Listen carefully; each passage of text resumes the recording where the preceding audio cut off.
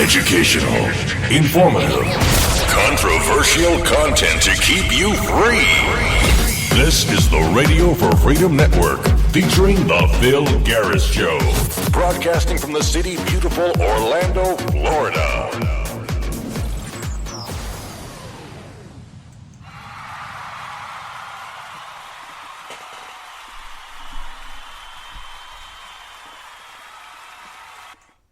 Hey, thanks for tuning in to the Phil Garris Show. On today's show, I would like to talk about a video that I watched on YouTube. It was called The War on Terror, and it was by Augustus Invictus. In this video, Augustus called Martin Luther King a degenerate. Wow, that's kind of hard to believe. A man that got the Nobel Peace Prize would be considered a degenerate. I lived through this time in history and still have a very good memory of the profound positive effect Martin Luther King had on our nation. I can tell you, Martin Luther King was not a degenerate, but a victim of FBI's dirty tricks. In fact, Mr. Hoover often referred to Mr. King as a sexual degenerate. That's pretty strange considering a man that would like to dress up in women's underwear.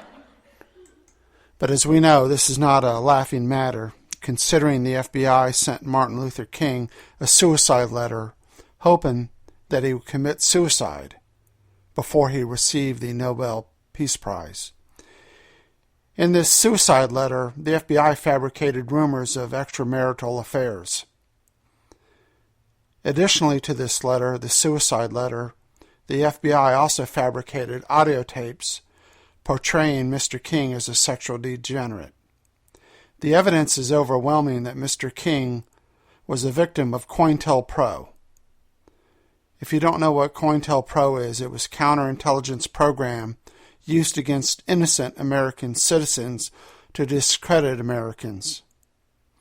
Frankly, Mr. Invictus, I'm surprised that you would paint anybody that was a victim of Cointelpro as a sexual degenerate.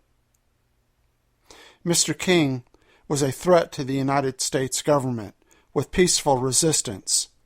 If Mr. King had professed the use of violence, he would not have been successful because the American government would simply have him assassinated. Such nonviolent resistance was successful in achieving liberty and freedom for all Americans. In fact, John Lennon once said, "If you use violence, the government knows just what to do with you.